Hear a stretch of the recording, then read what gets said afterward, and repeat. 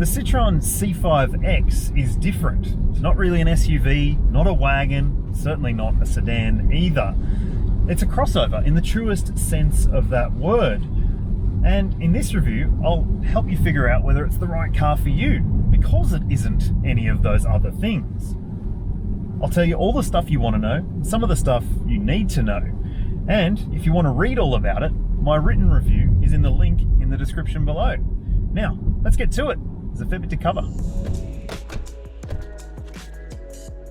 Citroen has made it fairly simple for customers. There's only one spec version of the C5X available, and it comes pretty well fully loaded. The C5X Shine is the version we get, and it's just under 60 grand before on-road costs. For that kind of money, you might be considering it against a high-spec Subaru Outback, or if you could spend more, an Audi A4 All-Road might be on your shopping list. If you go for the Citroen, there are plenty of features fitted. Standard are 19-inch wheels, LED lighting front and rear, leather interior trim, electric front seat adjustment, heated front seats, roof rails, a sunroof, keyless entry and start, and sat-nav with a 3-year online subscription, so your maps will stay up to date, and you also get live traffic updates and parking updates as well. You can extend up to 6 years, or just use the integrated Apple CarPlay and Android Auto. So it certainly has plenty of gear for the money, and the design is something you'd pay good money for too. Let's take a closer look. Citroen reckons that this car blends sedan, wagon and SUV styling cues, and if you ask me, I reckon it is a true crossover model and certainly not as butch as some of those other high-riding wagons out there. I'm a massive fan of the assertive front-end lighting design and the bold body lines that punctuate the bonnet and swoop backwards down the sides of the car, and the swooping roofline that dips away almost like the iconic Citroen DS. It's quite a large car, long but not too tall, and of course it has some body cladding and black plastics to give it that rough and tumble almost SUV appearance too, and the rear features a couple of spoilers on the boot as well. Inside there's an almost square steering wheel, which is interesting in itself, and a pair of screens, a 12-inch touchscreen for multimedia and a 7-inch driver info screen. It looks and feels upmarket, but also, in a way, quite conventional up front. So, let's see what the practicality's like. I guess the question is, does this feel like about $60,000 worth of car inside? And the answer is yeah, it does. It feels really nice inside, in fact. Citroen has a real knack of making you feel like you're in a special space, and this certainly feels like a special space. And it's not just because of the layout of the dashboard, which is far more modern than any other Citroen that's come before it. For example, this big 12-inch screen is just bright and colourful and nicely customizable as well. But also there are design cues in here that make you realise that they've paid a lot of attention to detail with the little things, like this material on the dashboard has little chevrons like the badge in the design, and the plastic underneath is embossed with a very similar thing as well. It looks really smart. And then there are the seats, which are exceptionally comfortable. They feel a lot wider than a lot of cars these days, which tend to want to hug you in place, whereas these seats, well, you sort of settle into them like a nice comfortable lounge chair. They're really, really comfortable. The leather's a nice quality as well, and they look really good too. I have found them very comfortable on today's test drive. And then they've got all the practical elements as well. There are big cup holders, finally in a Citroen, big cup holders so you can take a coffee with you when you go for a drive, or you can fit a bottle of water in there. So that gives you an indication of just how practical this size of cup holder is.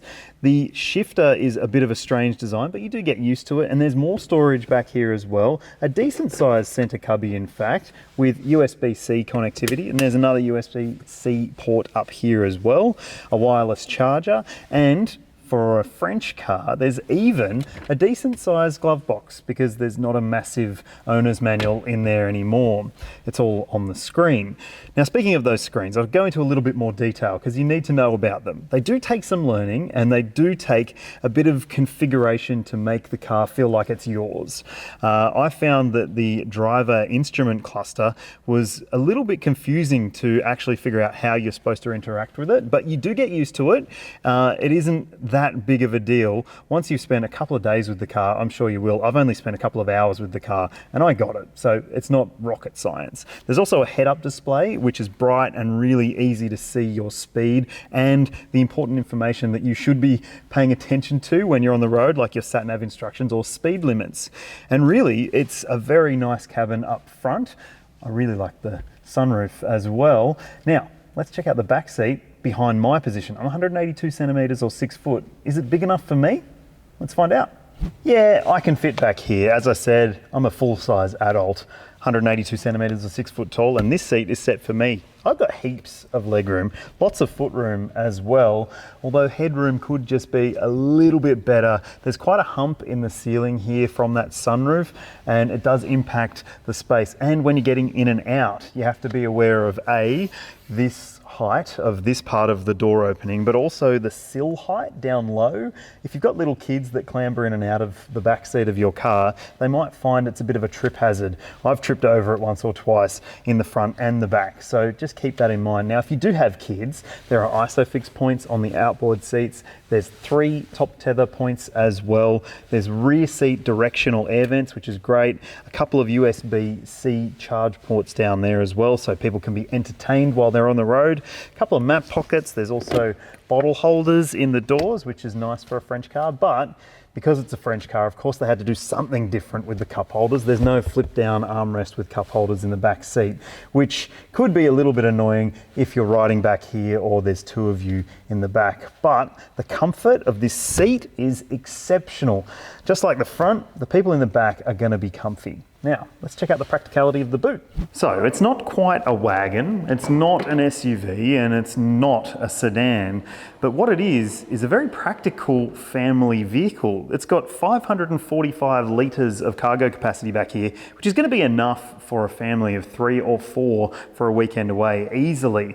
And you can also fold those seats down if you need more space. And I like the fact that the shape of the boot is quite easy to load in and out. It's not too high, the boot lip isn't too high, so heavier items will be easy to pull in and out, which is good too. And I also really like this flexible cargo cover, which will basically adapt to whatever the load is in here. Just have to keep in mind that it does scoop down quite a bit, so taller items at the back might hit this boot lid a little bit, but otherwise pretty tidy. Did you know it's almost 2023 and this car right here is launching with a petrol engine? That might seem a little bit outdated to you.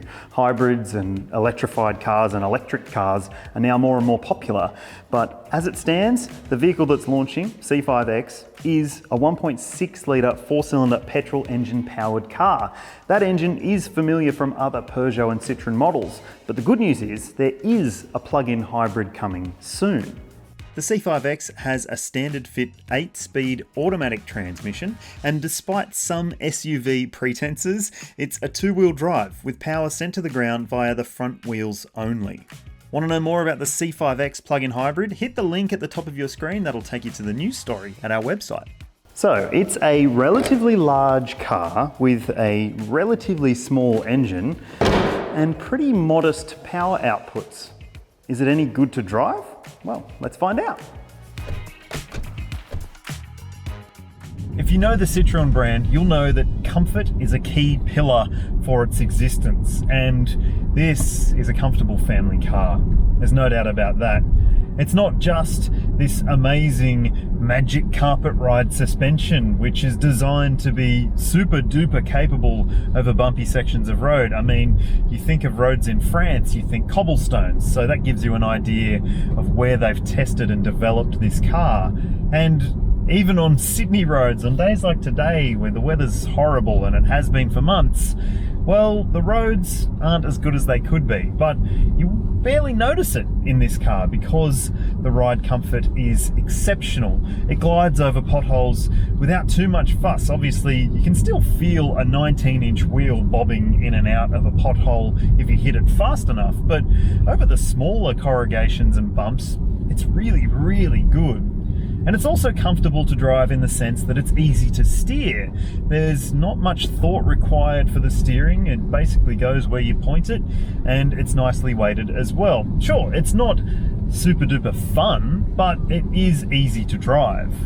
Another element of Citroen's comfort program is acoustic glass, which basically is designed to make the cabin more hushed from road and wind noise. And it is a pretty quiet cabin on the highway and on coarse chip road surfaces too. Makes for a nice serene experience.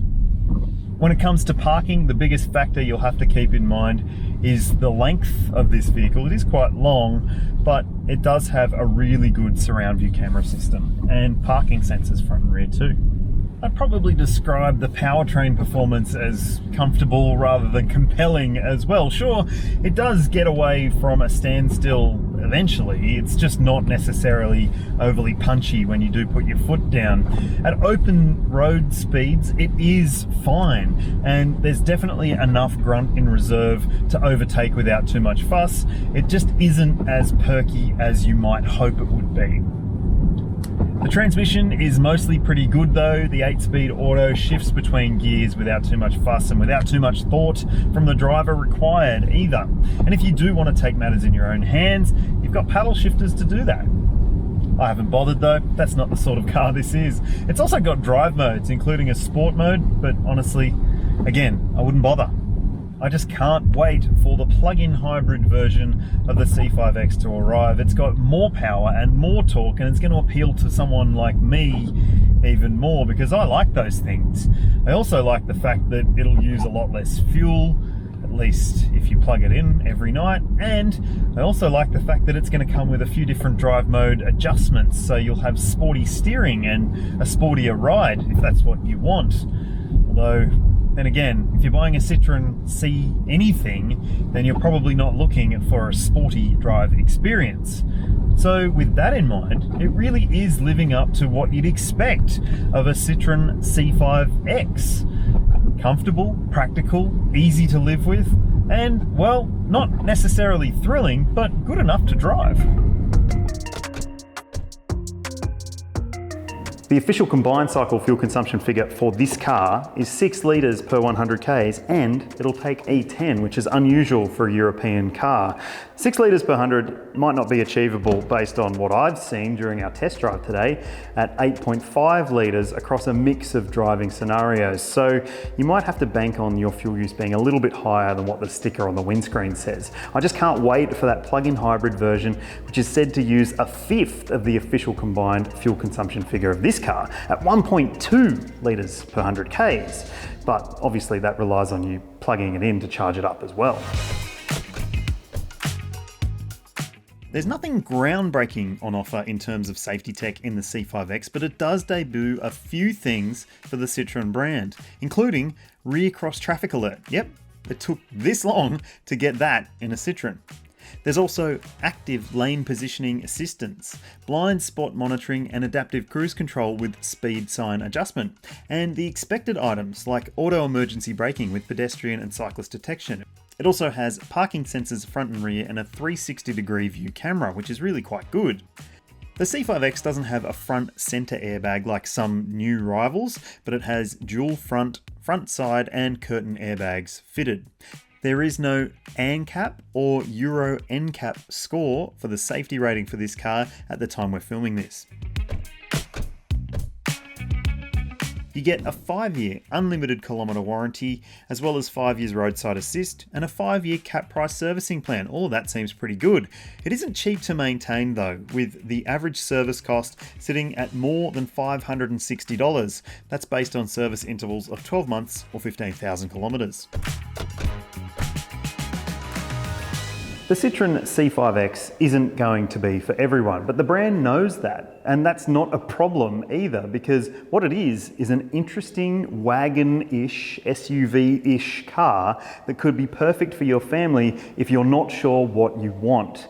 Let us know your thoughts in the comments section below, and stay tuned for my score that's coming up next. But first, I want to say thanks for watching, and also, please, if you haven't already, make sure you subscribe.